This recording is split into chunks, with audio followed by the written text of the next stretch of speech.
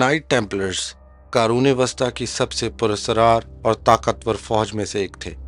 इन्हें 12वीं सदी की शुरुआत में कायम किया गया था और इब्तिदा में इनका मकसद मुक़द्दस सरजमीन की जानिब सफ़र करने वाले मसीही ज़ाहिरीन की हिफाजत करना था। ताहम अगली 2 सदियों में ये तंजीम बेहद बाअसर, दौलतमंद और यूरोप की सबसे खौफनाक जमातों में से एक बन गई। इनकी ताकत और राजदारी ने बिलाखिर इनके ज़वाल की राह हमवार की। 14वीं सदी में इन्हें कुफ्र के इल्ज़ामात में गिरफ्तार किया गया और कैथोलिक चर्च और फ्रांसीसी बादशाहत के हाथों बेदर्दी से कुचल दिया गया। इनकी दास्तान ईमान, जंग, दौलत, गद्दारी और अफसानों पर मुश्तमिल है। इन्हें मुकम्मल तौर पर समझने के लिए हमें इनके आगाज़, अरूज, सलीबी जंगों में किरदार, सियासी असर व रसूख और इनके अलमनाक अंजाम का जायज़ा लेना होगा। पहली सलीबी जंग 1096 से लेकर 1099 तक जारी रही। मसीही अफवाज ने यरूशलेम पर कब्जा कर लिया और मुक़द्दस सरजमीन में मसीही रियासतें कायम की। ताहम यह खित्ता अब भी ख़तरनाक था, जहाँ दीगर कौमें मसीही ज़ाहिरीन के लिए ख़तरा बने हुए थे। 1119 में एक फ्रांसीसी नाइट ओक दी पयान्स ने 8 दीगर नाइट्स के साथ मिलकर एक मजहबी फ़ौजी तंजीम की बुनियाद रखी, जिसे मसीह और हैकले सुलेमानी के गरीब सिपाही का नाम दिया गया। लेकिन बाद में ये तंजीम नाइट टेम्पलर्स के नाम से मशहूर हुई। इस तंजीम का हेडक्वार्टर यरूशलेम में सोलोमन टेम्पल के करीब वाक़ था और यही एक वजह थी जिसकी वजह से इनको टेम्पलर्स कहा जाने लगा। इनका मिशन मुक़द्दस सरजमीन का सफ़र करने वाले मसीही ज़ाहिरीन की हिफाजत करना था। इब्तदाई तौर पर टेम्पलर्स गरीब थे और अतियात पर इन्हिसार करते थे। ताहम उन्हें एक ताकतवर सरपरस्त मिल गया जिनका नाम सेंट बर्नार्ड ऑफ क्लेवो था, जो एक मुमताज़ मजहबी रहनुमा थे। वजूद में आने के महज 10 साल के अंदर यानी 1129 में कैथोलिक चर्च ने काउंसिल ऑफ टर्वा में बाज़ाब्ता तौर पर टेम्पलर्स को तस्लीम किया, जिससे उन्हें मजहबी हैसियत हासिल हो गई। वजूद में आने के महज 20 साल के अंदर यानी 1139 तक पोप इनोसेंट दोम ने एक पोप फरमान यानी पापल बिल जारी किया, जिसके तहत टेम्पलर्स को खसूसी मराद दी गई। पहली मराद कुछ यूँ थी कि टेम्पलर्स को हर किस्म के टैक्स माफ़ कर दिए गए। पहले टेम्पलर्स बादशाहों और बिशप्स के मातहत थे, लेकिन दूसरी अहम मराद के मुताबिक वो डायरेक्ट पोप के अंडर हो गए। तीसरी अहम मराद के मुताबिक अब नाइट टेम्पलर्स अतियात जमा भी कर सकते थे और ज़मीन भी रख सकते थे। ये खसूसी हकूक़ आने वाले सालों में इनकी बेपनाह दौलत, ज़मीन और असर व रसूख की बुनियाद रखते हैं। रिवायती मजहबी लोगों के बरक्स टेम्पलर्स मजहबी होने के साथ साथ फ़ौजी जंगजू भी थे। वो सख्त मजहबी अहद व पैमा के तहत ज़िंदगी गुजारते थे।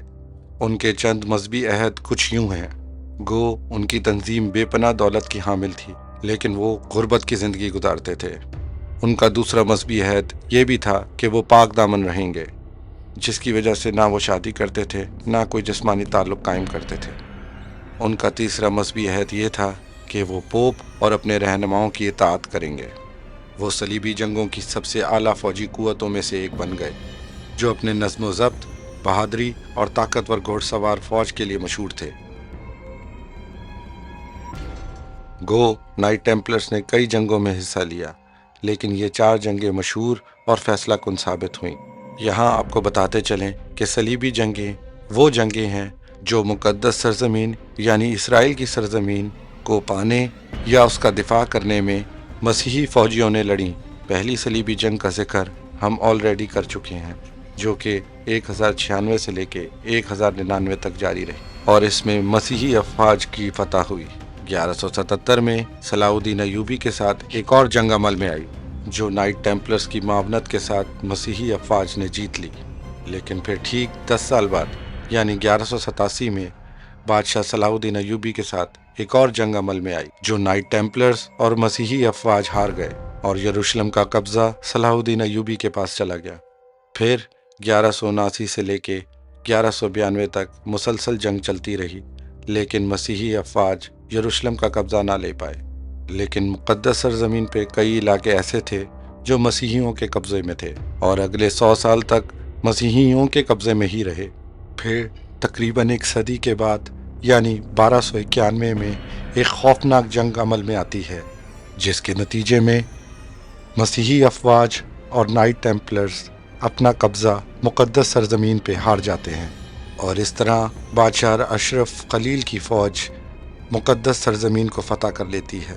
یہ وہ جنگ تھی جو نائٹ ٹیمپلرز کے لیے ایک بھاری نقصان ثابت ہوئی، کیونکہ جب مقدس سرزمین ہی نہیں رہی تو نائٹ ٹیمپلرز کس چیز کی حفاظت کرتے؟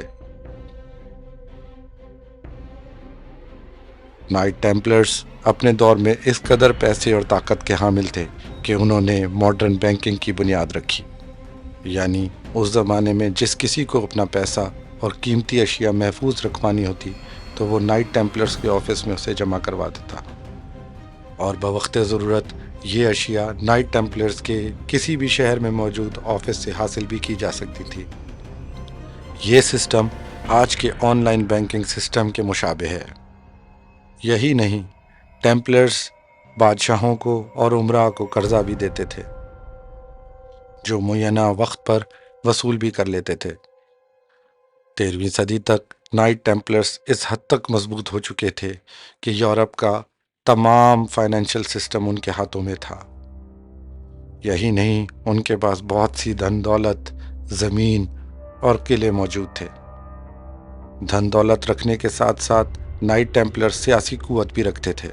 چونکہ نائٹ ٹیمپلرز بادشاہوں کے انڈر تو تھے ہی نہیں بلکہ ڈائریکٹ پوپ کو رپورٹ کرتے تھے، اس لیے بعض اوقات وہ بادشاہوں کے فیصلوں کو بھی تبدیل کر دیتے تھے اور بہت سے بادشاہی قلعوں کو اپنی مرضی سے کنٹرول کرتے تھے، جس کی وجہ سے بہت سے مسیحی بادشاہ ان سے خفا رہتے تھے۔ پورے یورپ کے بادشاہ تو ان سے خفا تھے ہی، لیکن فرانس کا بادشاہ خاص طور پہ ان سے بہت زیادہ خفا تھا۔ جس تیزی کے ساتھ نائٹ ٹیمپلرز مضبوط ہوتے چلے گئے، اس تیزی کے ساتھ ان کے دشمنوں میں بھی اضافہ ہوتا رہا۔ فرانس کے بادشاہ فلپ چہارم پر ٹیمپلرز کا بہت بڑا قرضہ تھا۔ اسے واپس کرنے کے بجائے اس نے انہیں تباہ کرنے اور ان کی دولت پر قبضہ کرنے کا فیصلہ کیا۔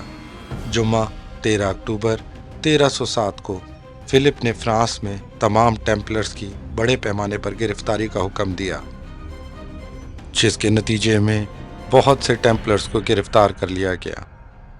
اسی وجہ سے کچھ کلچرز میں فرائیڈے 13 تاریخ کو ایک انتہائی منحوس دن سمجھا جاتا ہے۔ نائٹ ٹیمپلرز کی گرفتاری کی وجہ کے طور پر ان پہ بہت سے الزام لگائے گئے، جن میں بلاسفیمی یا کفر اور شیطانی پوجا ایک اہم حیثیت کی حامل ہیں۔ ان پہ الزام لگائے گئے کہ وہ کرسچن کراس یعنی مسیحی صلیب کی بے حرمتی کرتے ہیں، وہ شیطان کی پوجا بھی کرتے ہیں، نہ صرف یہ بلکہ وہ خفیہ رسومات میں بھی شامل ہیں۔ کہا جاتا ہے کہ ان پر اس قدر ظلم کیا گیا کہ انہوں نے جھوٹے الزامات کو بھی قبول کر لیا، جس کی وجہ سے 1312 میں پوپ کلیمنٹ V نے آفیشلی نائٹ ٹیمپلرز کو ڈیزالو کر دیا، اور پھر بالآخر 1314 میں نائٹ ٹیمپلرز کے گرینڈ ماسٹر یعنی لیڈر کو، جن کا نام جیک دے مولے تھا، زندہ جلا دیا گیا۔ نائٹ ٹیمپلرز کے خاتمے کے بعد بادشاہ فلپ چہارم نے کوشش کی کہ وہ نائٹ ٹیمپلرز کی دولت پہ قبضہ کر سکے، لیکن وہ اس کو نہ پا سکا۔ کچھ کا ماننا ہے کہ نائٹ ٹیمپلرز نے یہ دولت ایک خفیہ مقام پر چھپا کے رکھی ہوئی تھی، جبکہ کچھ کا ماننا ہے کہ باقی ماندہ ٹیمپلرز وہ دولت لے کے اسکاٹ لینڈ، پورچوگال اور سوئٹزرلینڈ فرار ہو گئے۔ یہ آج کے ماڈرن دور میں بھی سمجھا جاتا ہے کہ فری میسنز نامی ایک مشہور آرگنائزیشن کا تعلق نائٹ ٹیمپلرز سے ہے۔ یہ بھی سمجھا جاتا ہے کہ مسیحی مقدس اشیاء یعنی آرک آف کووننٹ اور ہولی گریل بھی نائٹ ٹیمپلرز کے قبضے میں ہیں۔ یہ بھی سمجھا جاتا ہے کہ نائٹ ٹیمپلرز کا خاتمہ اس دنیا سے نہیں ہوا، بلکہ اب بھی وہ سیکریٹلی موجود ہیں اور اس دنیا پہ انفلوئنس کرتے ہیں۔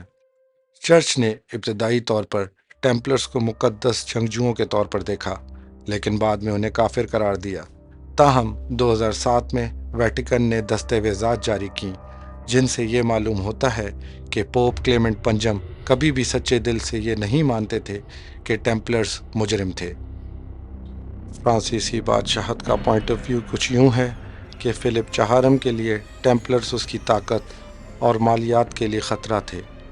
اس نے جھوٹے الزامات استعمال کیے تاکہ انہیں تباہ کرے اور ان کی دولت پر قبضہ کرے۔ اپنے دور میں ٹیمپلرز کو جنگ میں ان کی بہادری کی وجہ سے عزت دی جاتی تھی، تاہم ان کے زوال کے بعد ان کے خفیہ رسومات اور گمشدہ خزانوں کی کہانیوں نے انہیں ایک افسانہ بنا دیا۔ نائٹ ٹیمپلرز نہ صرف جنگجو تھے بلکہ بینکرز، سیاسی اثر و رسوخ رکھنے والے اور پرسرار بھی تھے۔ وہ ظاہرین کے محافظوں سے شروع ہو کر یورپ کی سب سے طاقتور تنظیموں میں سے ایک بن گئے، لیکن جن حکمرانوں کی انہوں نے کبھی خدمت کی انہی نے انہیں دھوکہ دیا اور تباہ کر دیا۔ صدیوں بعد بھی ان کا اصرار راز اور افسانے مورخین، سازشی نظریہ سازوں اور کہانی سنانے والوں کو یکساں طور پر مسرور کرتے رہتے ہیں۔ نائٹ ٹیمپلرز کے پیچھے کی سچائی تاریخ کے سب سے بڑے بوموں میں سے ایک بنی ہوئی ہے۔